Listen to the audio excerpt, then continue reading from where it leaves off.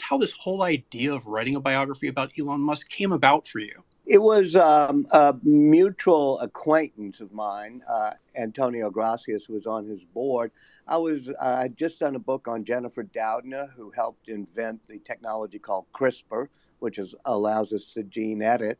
And I was interested in finding another innovator, and he put me in touch with Musk. We talked for about an hour on the phone, and I said, look, if I do this book, I don't want to just have 10 interviews or 20 interviews.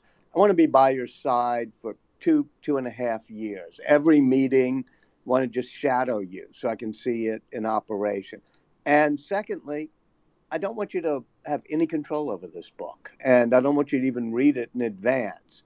And when he agreed to that, I said, well, here's a guy doing rocket ships, a guy doing batteries, bringing us into the era of electric vehicles, a true person pushing the boundaries of manufacturing innovation. I said, this sounds great. I said, okay, I think I'll do it. And at the end of the conversation, he said, oh, okay, do you mind if I tell a few people? I said, no, that would not be a problem. And I walked back down from where I was talking to him, and there were a group of people I knew were hanging out. And they said, oh, my God, oh, my God. And I said, what's that? He said, well, we keep getting email messages that you're doing Elon Musk. And at the end of our conversation, he tweeted out a tweet, which you could probably find on Twitter, saying, if you're interested, Walter Isaacson's doing my biography. So I guess that kind of locked me into it when I saw that tweet. But it's been a really fascinating ride. Oh, I love that. And of course, it started with a tweet. So before we dive into more of that work with Elon himself, I want to get kind of the whole story. Kind of before you have conversations with Elon, how do you generally think about writing a story, writing a biography, like the ones that you've done before for Steve Jobs and things like that have informed you for this one? But before you started talking with Elon, how did you start thinking or planning and researching ahead of time? Well, with a live subject like Musk, you start talking to all the people who've dealt with him and all around him. But in this case, I really dove right into it. As soon as he said, let's begin, I was down in Boca Chica near Brownsville, walking the lines where he was building the Starship for SpaceX and visiting the Gigafactory and that was being built in Austin and hanging out in Hawthorne, California. So this one really began not by doing background research, but by just diving into the deep end of being with him all steps of the way. And one of the things he did that was very transparent, he said, I'm going to just tell everybody to talk to you. And I said, even your adversaries, your enemies, even the Martin Eberhards you've had struggles with, even your former wives, he said, everybody. And so I think I talked to 250 people quite Wow. extensively for this book, but he was quite encouraging that everybody, including people he had fired or people he got along with, should talk So to it me. seems like, Walter, you pretty much had full access. It doesn't seem like there's any restrictions whatsoever, and he's providing that to you. Is that right? Yeah, it's full access, and he's made very few restraints. To be honest with you, the restraints are almost self-imposed ones, things that either involve children under the age of 18 that, may be juicy but may not be relevant. Some of the stuff is relevant. Or sometimes financial forward-looking information. I just keep my mouth shut on that. But generally, he said, just use your good judgment. Ooh, I like that. I like that. Okay, so what were some of the complexities as you think back over the 2.5 years of working with him and talking with him and all of these people? I think you said 250 of them. Were there one, two, three or so of the bigger complexities? What were those for you through this experience? I always write about people who are smart, but being smart is a dime a dozen. What really matters is being innovative, being questioning every requirement, being rebellious, taking risks. And that's what a lot of great innovators, starting with Leonardo da Vinci, have in common. With Musk, he has an amazingly good engineering mind, but the difficulty, as anybody who's dealt with him knows, and he's self-aware enough to know, is he has a very dark streak to it. He has a dark streak coming out of a very brutal childhood, a violent childhood, a childhood in which he had very strong psychological difficulties with his father. His father also has a very dark streak to him, sometimes called demon mode by, that's what Claire Boucher, Musk's friend, calls it. And so watching him go into demon mode with a real lack of empathy. And, his brother Kimball is over endowed with empathy. But I think that Elon is not either endowed or burdened with empathy. And so he can be a much tougher leader.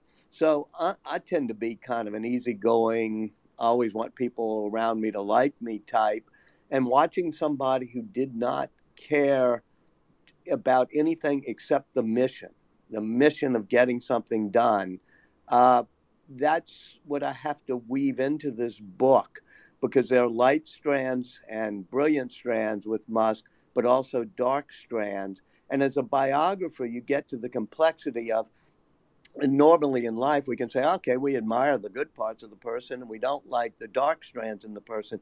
The biographer has to try to figure out, how are those strands woven together? So you can't just pluck out the strands, say, I wish he wouldn't be so impulsive, or I wish he wouldn't tweet nasty things.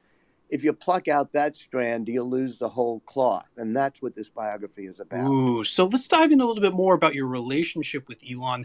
How did that evolve over time from the beginning towards the end? Of course, things probably changed amongst that, but also, what is your process for developing a relationship with a source or the figure that you're focusing on? I try to stay in the background. I'm at a lot of things. Musk, as you know, lapses into silences sometimes where he's batch processing information he's gotten over the past hour or two. And you learn not to fill the silences. You just sit there. And our relationship was one where I was an observer and a fly on the wall. I didn't go out drinking with him, and I didn't try to be his buddy. But he was then more and more open as he saw that I was just going about the task of doing the book. It makes me think about, you just mentioned like going out to a bar at the same time, just having a formal conversation with him. Were there times or ways of having these conversations that you found like that were just better conversations? Maybe it was when it was you and him, it was one-on-one quiet, or maybe you're walking the floor of a Tesla factory. When were those moments of just pure connection almost? I can't imagine they were all perfect per se, but tell us a little bit more about that. Mm-hmm.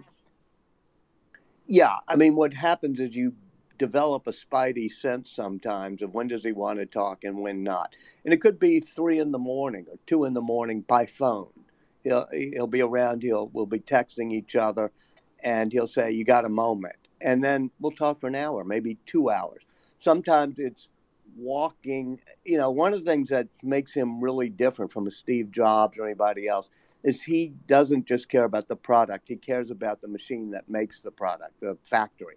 And so if you're walking in these big tents and Boca Chica where they're doing Starship, or if you're walking in Hawthorne or in Texas on the assembly lines, that's when if you just kind of let him think and process things, he might just start talking and telling stories.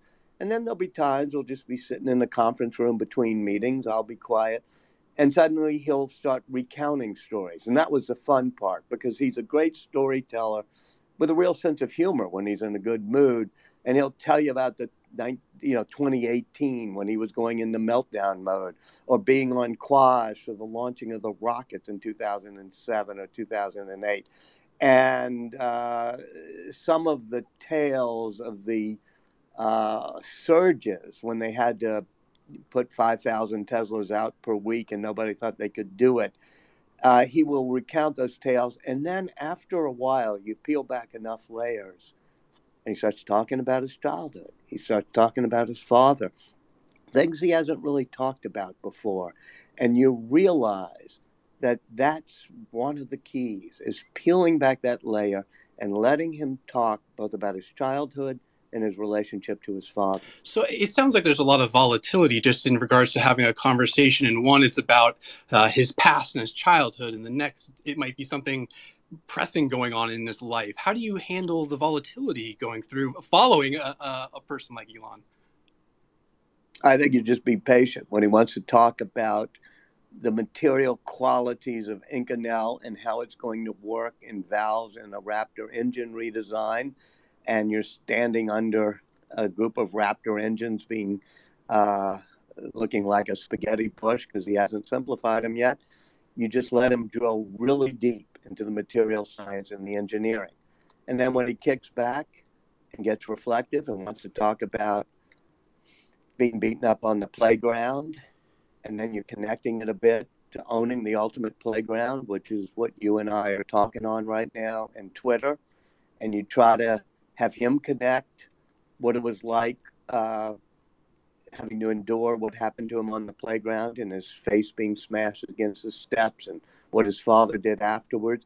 And then you understand his feeling about bullying and other things, and you let it connect to current things like, why did you want to own the world's ultimate playground, Twitter? Ooh, and we'll dive into that in just a little bit. But it sounds like some of these, obviously, the book has not come out. Just letting people in the audience know, it comes out in September, so we are a few months ahead. Truly exciting. Go check it out. You can click on Walter's profile, and there's a link there if you want to learn more. By the way, you can pre-order it. I don't want to be too much of a shill here, but it's available now for pre-order, and there are links on Amazon, Barnes & Noble, and your independent bookstores, and on my Twitter. That was profile. a perfect, and I was going to shill for you, actually, Walter. Sounds like you're going to also learn a lot about Elon that you didn't know before. Tell us a story that was surprising to you, right? It doesn't have to be necessarily sad or happy or any of those necessarily emotions, but what was something that was unexpected going through this experience that really surprised you? I guess the way that the childhood and the father shaped personality and how that affected his understanding of risk, how that affected his, he's almost addicted to risk, Kimball says. Peter Thiel said when I talked to him, said most people he's worked with always try to avoid risk. Elon runs also in a desire for drama, both in his personal and in his professional life. He's somebody who feels most comfortable when he's ordered up a hurricane or a surge. All of that connects to events when he was young. And it's an important thing because America has lost the ability to take risks and do great manufacturing. And there's a dark quality to his desire to take risks. It means he shoots off rockets or has full self-driving that he's almost ahead of his skis on. There are many incidents in the book where he does things like kind of ignore the FAA when he wants to shoot up a Starship Heavy test. But the question is our aversion to risk what keeps us from doing most things these days, like building high-speed rail? And his addiction to risk, is that what allows him to be the only entity getting American astronauts into orbit these days? Was there ever a moment for you, Walter, where you were following along with Elon, you were with him personally, and you were like, oh, fill in the blank with the word right there, but something like he's going through something massive right now, and you are a fly on the wall experiencing that with him? And then obviously you might talk about this in your book, but and so feel free to share what you may not want to. But now obviously the news would be public, so you'd be more open to sharing it. Yeah. There were times, for example, when I was walking with him, once at Starbase down in Boca Chica, once on a solar roof. We were climbing on top of a solar roof that was being installed. Another time, it involved Tesla and creating something where you see him go dark. It's just the face, his whole demeanor. And it's because people aren't having a maniacal sense of urgency. And I saw that a lot of scenes the first month at Twitter, where he would go dark because people didn't have that maniacal sense of urgency. And you knew what was going to happen.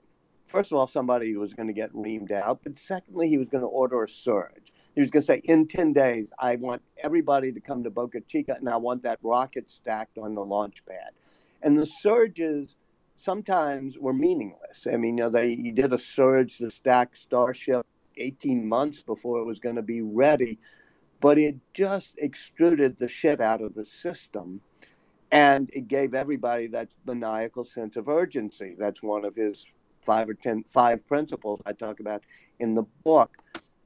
The other times like that, I'd be sitting in a room and he'd be with some poor finance person looking at the cost of components of a Raptor engine. It'd go dark, and I'd know that he was just going to rip the person apart. And there are many scenes in the book where he does that with, I won't name the names now, but you'll see them in the book because they all go on the record with me, where he just is, it's uncomfortable for me to be sitting there at times because he is just brutal about how somebody is fucked up. And the thing that I noticed is that once he finishes doing it, and it was never physical and it was almost done in a flat monotone, but he would just really attack people. Then a few days later, if they had absorbed the lesson, he'd forget about it. It would be as if he went into becoming from Dr. Jekyll to Mr. Hyde and then didn't even think that much or remember that much of how tough he had been on people. And 80% of the time, it was really good. It was like Steve Jobs used to do, except for one order of magnitude, larger. 80% of the time it was good, but, 20% of the time, it just made people afraid to give them bad news and that type of thing. So I try to show in the book those moments where he gets into intensity and how effective that can be, but also to some extent how problematic it can So be. when you are there with Elon in those situations, you're talking about, I can imagine you experiencing that as a person, right? But also while you're trying to document the situation, how did you handle those situations? Maybe when there is a volatile situation or something obviously very complex going on in Elon's world. Now, part of you, I can imagine, wants to sit back and just document it, take it all in. But is there also an aspect of trying to dig in and maybe get inside the mindset of him? How do you handle those situations, I guess? Definitely try to dig in. And in quite a few cases, I went back a year later and revisited the incident to see what the outcome was. I went back to see, I'll just use first names, Andy or Lucas or the person who was running Solar Roofs, for example, and say, okay, let's walk that back and see what happened. I also, had to just be an observer. I never intervened, but sometimes I'd ask a Gwen Shotwell, and I'd be told, the reason that young guy on finance screwed up is he just lost a child. His child died 2 weeks earlier. And I'd be tempted to go to Elon and say, you lost a child yourself. An infant child died. And I'd have to wait and let the story play out instead of being like the Heisenberg principle where my observation of the story would affect the story. So sometimes I'd wait a month or two later and let it play out and then ask the question. Did you always feel this, Walter? I'm trying to put myself in your shoes, where while you're talking with him and you're documenting the process and you're thinking about it as a writer, I can imagine there's also instances when, kind of like what you were just saying, hey, someone in finance just lost a child like you did. Now you're talking to him at a person to person level. Is that right? Yeah, but I try to make sure I'm there also as a reporter. I'm talking to him person to person, and sometimes I'll ask him abstractly about it, like, what about the empathy, whatever. And as I said a moment ago, I'm somebody who spends a lot of time caring that the people on this Twitter Spaces, that the people I'm having lunch with, that I try to be pleasing. And I noticed that Steve Jobs didn't do that. And he said, when you have the luxury, he was talking to me, of wearing a velvet glove and always speaking in polite ways that try to please people. But for me, if somebody does something that sucks, I got to tell them it sucks. And if they're a B player, I got to tell them they're a B player. Otherwise, I screw up all of Apple just because I'm trying to be kind to the person in front of me. Exactly the same thing Elon Musk said. He said, it's a form of egotism, meaning of my egotism, not his, that I want to, be too empathetic as opposed to caring about the whole enterprise, caring about the mission. And so this is a complexity in the book, which is we always think a lack of empathy. And here's somebody who's, talks about having Asperger's and being on the autism disorder spectrum. We talk about a lack of empathy as if it makes you a jackass or an asshole or a jerk, but we also have to figure out what does it do to an enterprise to have somebody who's maniacally focused on the mission. And it's sometimes not a pretty sight, but he is the only person getting us into the era of electric vehicles. He is the only person shooting American astronauts into orbit. And that maniacal sense of urgency, I thought, was going to destroy Twitter. I was there night after night where he fired 85% of the people. And I'm thinking, okay, whoa, let's see if it works tomorrow. And yet now Twitter Spaces is working and video is working and Rewind is working. So you have to balance that maniacal sense, that lack of empathy, with also a sense of mission that might get things done. Claire Boucher, Grimes, once said, "Demon mode, I just don't want to be around him when he's in demon mode. It's just so unpleasant." And then she paused and said, "But demon mode is the one that gets shit done." Wow, that's powerful. I've not also heard demon mode before. But let's go on that, because you started touching on other folks that you've worked with. Obviously, you've written biographies on several influential figures like Steve Jobs and Albert Einstein, Leonardo da Vinci. So what do you believe sets Elon Musk apart from these individuals? What are those differences in your opinion? Well, let's take a difference from Steve Jobs. Steve Jobs loved design. But when he had designed something and thought the chamfers on the iPhone or the curves on the, MacBook Air were beautiful, he almost just threw it over a wall to China and said, okay, you manufacture it. What Musk does is he makes sure his engineers and his designers and himself have desks right on the assembly line so they can watch every time something happens and a red light goes off on the assembly line and they walk to the red, it's called. And you have an iterative process where the designers know how it works with manufacturing. In the US, we've lost our ability to get a fingertip feel for manufacturing, which you need in order to have iterative innovation. By that, I mean, constant innovation to say, here's how we can make something better. Here's how we can manufacture things better. That reminded me of, in some ways, the great engineer designers of the time. And it was a maxim of Leonardo da Vinci, which was that he always called himself the engineer and artist for the Duke of Milan, because he knew that the engineering and the making of things were integral to making sure you knew how to design it. And so he reminds me of the great engineers who realize that beauty and technology and manufacturing have to be done hand in hand. Ooh, I love that. I love that. All right, we're almost halfway through, so I just want to. All right, let's get to some questions. I'm there. Yeah. And so I'll have another one or two in just a moment. But while I do that, quick reminder, folks, we're having this fantastic conversation with Walter Isaacson, the author of the upcoming biography called Elon Musk, about, obviously, Elon Musk.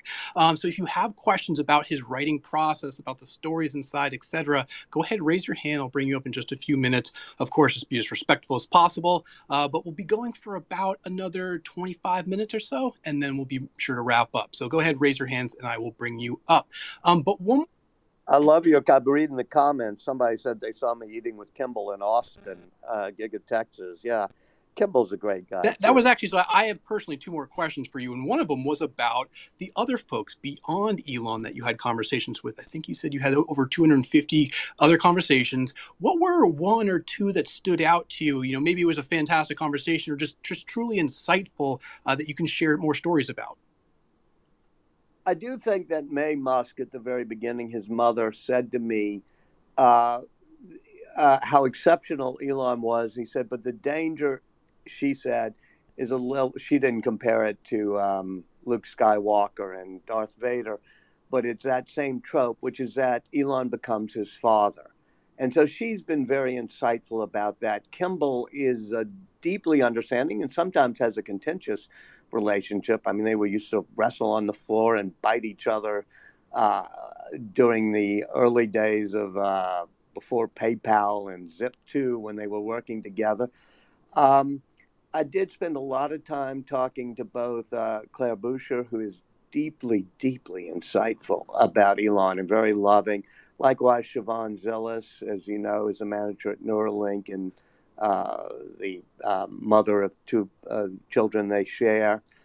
Um, and, then there were just people he works with who truly get him. And it would give me pictures and stories and anecdotes. So everybody who's in the orbit of Elon is fascinated by Elon. So you just have to push a button and they talk. Good, good, good. All right. And so I'm going to get to. The other thing is, the watching how the personal interconnects with the engineering, even the politics.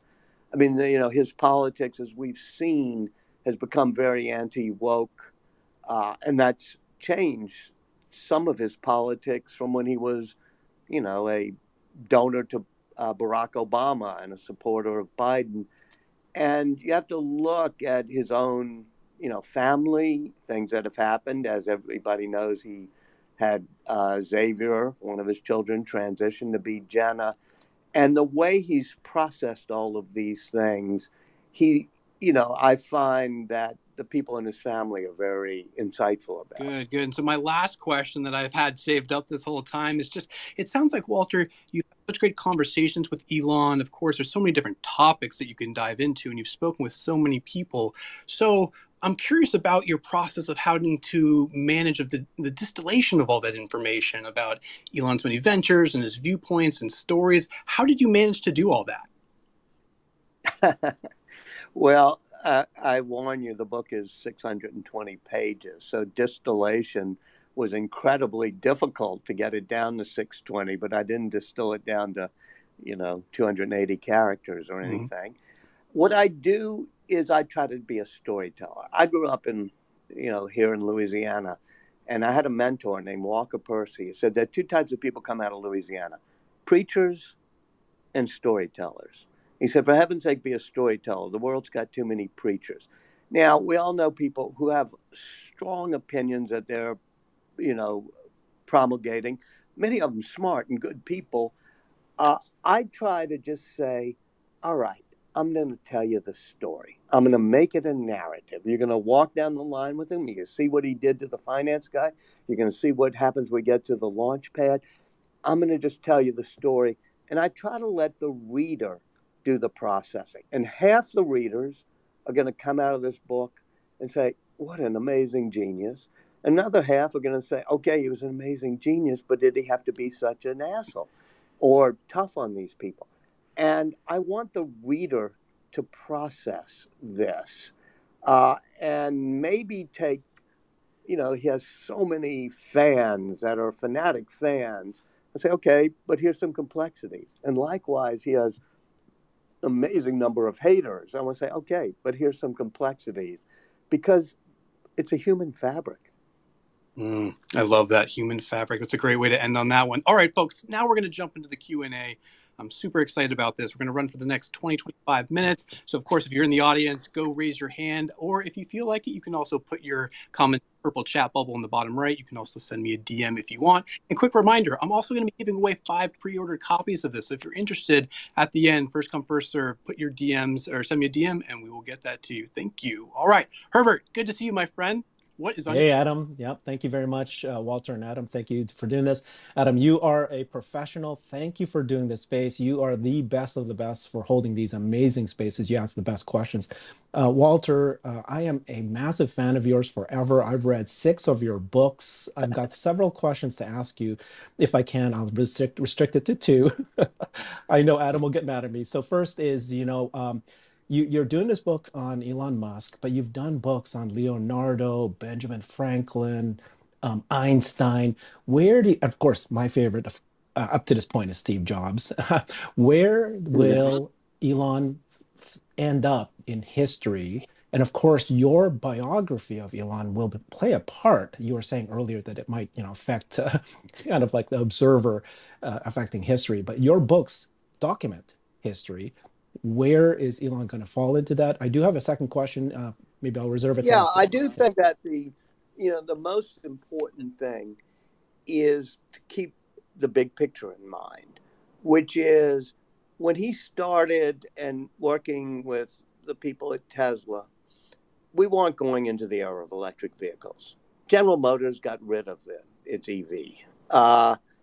Likewise, when SpaceX was starting, we gave up on the space shuttle and we decided it was going to be decommissioned.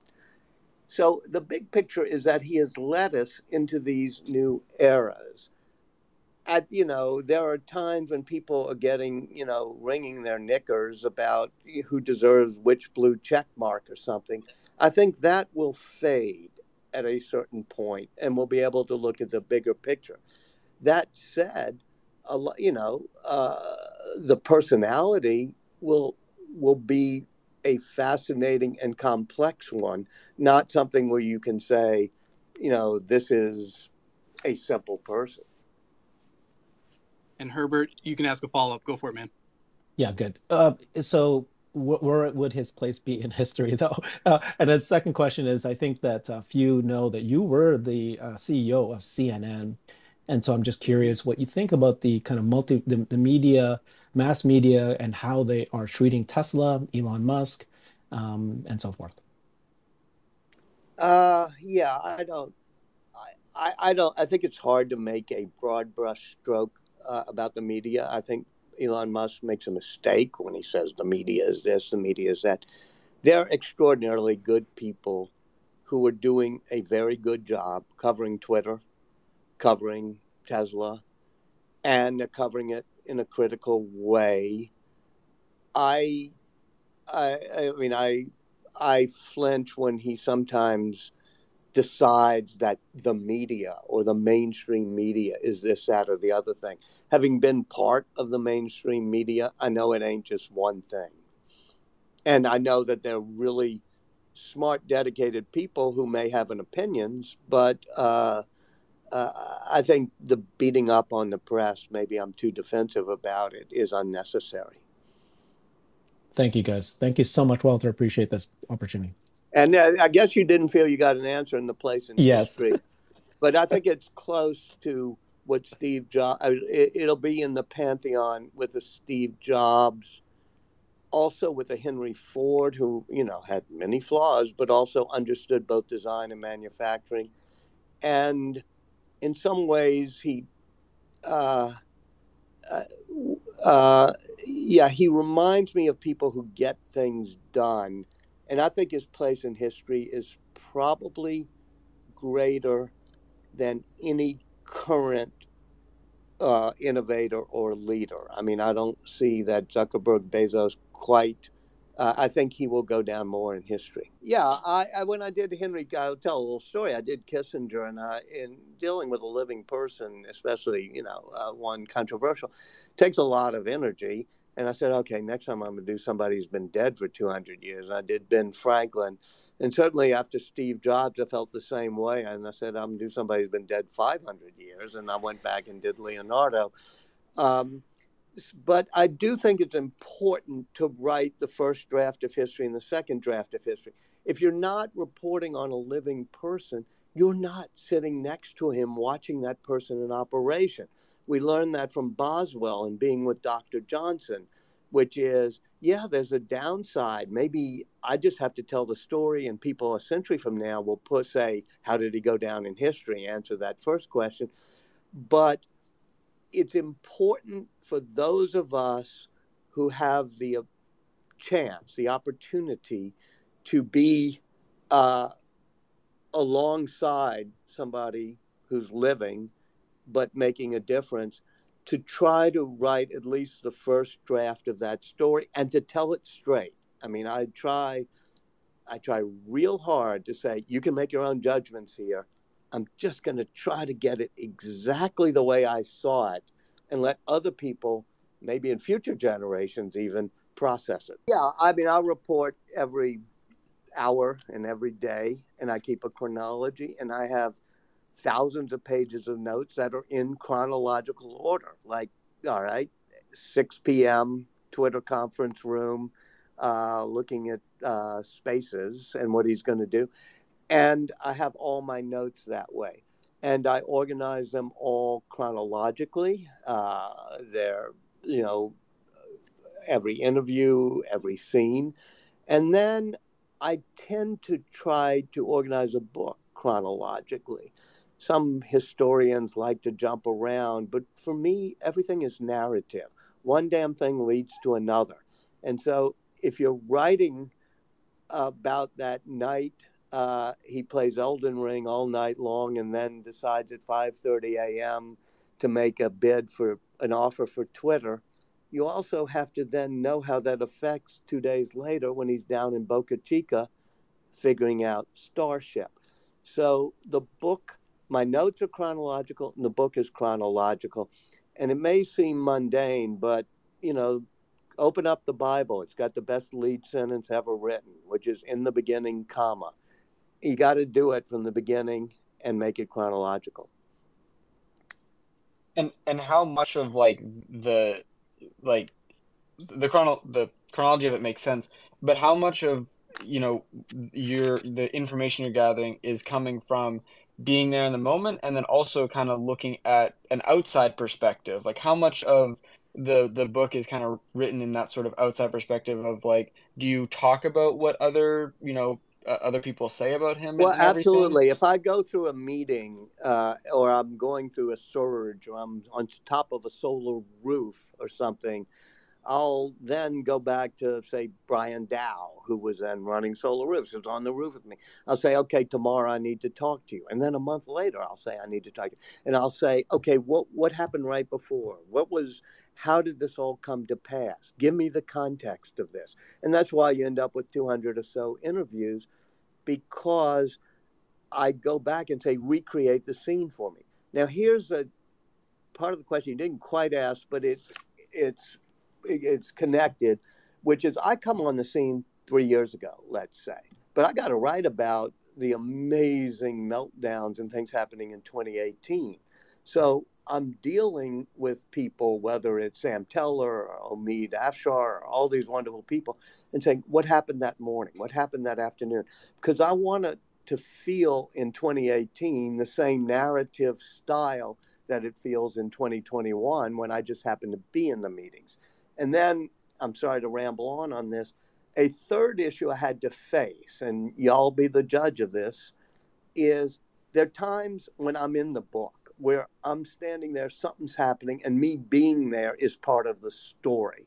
I tried very hard, and I made my wife read it a couple of times to make sure I don't insert myself into the narrative unnecessarily. But also, I got to be honest with the reader. If me being in a scene or at an event is integral to understanding my observation of it, I do have some first person in there. Well, his behaviors are definitely different, and that's where the first complexity comes in, because he has a driven intensity that's different from most of us. And then you get to the flaws that come from that, as well as the strengths that come from that. And what you said a moment ago, Stephanie, is so important, is that we've lost the ability to understand people in their complexities. George Packer wrote a great book about Richard Holbrooke, who was a complex person. And he showed how those complexities wove into the whole tapestry. Well, that's what I tried to do here, which is make you understand. Shakespeare does it very well. Measure for Measure is one of the best plays, because it's about how do we take a measure of a person. And in the end, one of the characters, a woman, I'm forgetting the name, says, even the best are molded by their faults. So what you have to do when you get to complexity is say, yes, these are the faults, but they're molded by the faults. And sometimes for that, they are made the better for it. Shakespeare says it better than I do. But that is what you're talking about, is us regaining the ability not to have hot takes on a person, but to have deeply layered takes on why this person has been so successful, but also has these complexities. Thank you, Walter. I appreciate that. Adam, thanks for having me. Yeah, absolutely. And so for folks, I'm also getting DMs. I'm getting a lot of messages as well. And so I do want to share one that I absolutely love. It's from a woman in the audience, and she asked that she's curious how Walter approached deciding to wrap up and end this book when Elon's story is so far from over. Walk us through your mindset on that one. That was really difficult. I've never, when I did Jennifer Doudna, who did CRISPR, I was thinking, okay, how is this going to end? And then suddenly her RNA technology helps create the vaccines that fight COVID, and she wins the Nobel Prize. I said, great, we have a grand ending. And with Musk, it's more difficult, but what happened at the beginning of this year is Starship had its first test launch. He decided to start an AI company, XAI. The Twitter situation, he took it over, and it's all sorts of things in those chapters about what really happened behind the scenes at Twitter. But that all happened. And I thought that this was a good time to say, okay, let's pause and take stock. But clearly, there'll be other people, or maybe me, who will write, revised edition paperbacks, but then write the next chapter in Elon's biography. I love that. I love that, Walter. And so while we're talking about Twitter, and obviously while we're on Twitter and Twitter Spaces, it's a huge passion of mine. What was your overall sense of, as you have this behind the scenes perspective of Elon and everything that he went through, how did that change? How did that evolve from the moment you heard about it till today? And in a way, where do you see Twitter going in the future from Elon's perspective? I thought at the very beginning when we were in April and in Texas, and he was acquiring the stock and then offered a board seat, I was with him, his brother, with Antonio Gracias, with Ken Howery, many people talking to him. And I thought, this is a really bad fit. He understands engineering, but he doesn't understand human emotions as well. And he kept saying Twitter is an engineering challenge. I said, no, it's a human relations. It's a human social media thing. It involves advertising. It involves connecting with people's thoughts and emotions. So I thought this is not suited for him. And I do think that he has stepped on many landmines because it's not his natural skill set to take a long time, be reflective, and understand how human emotions are going to be affected by things. On the other hand, his transformation of the engineering surprised me. I mean, on Christmas Eve, for example, he and his cousins, Andrew and James, are flying back to Texas, and they take a U-turn on the plane to go to Sacramento and decide on the spur of the moment to pull out the servers. It's an amazing scene in the book with Elon pulling up the tiles on the floor and clipping the cables when people say you can't move these servers. And I thought, okay, that means in January it's not going to work. And we did see things, Super Bowl weekend, where it was problematic.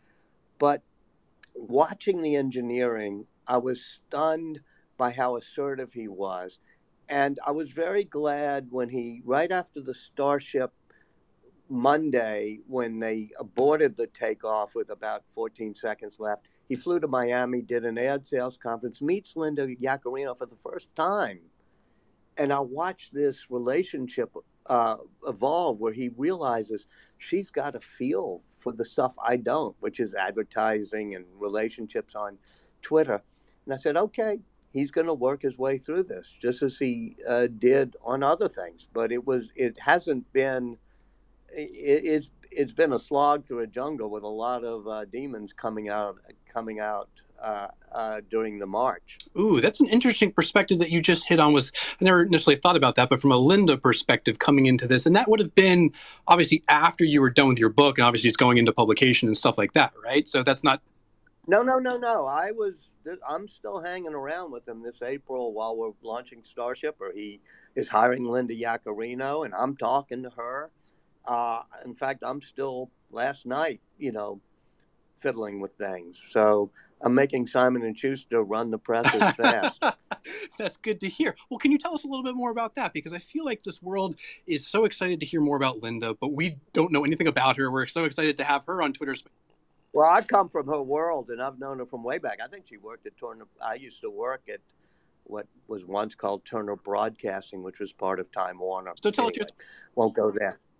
But she's a great person, and she just has a spunky, real feel for human emotions and how to have client relationships.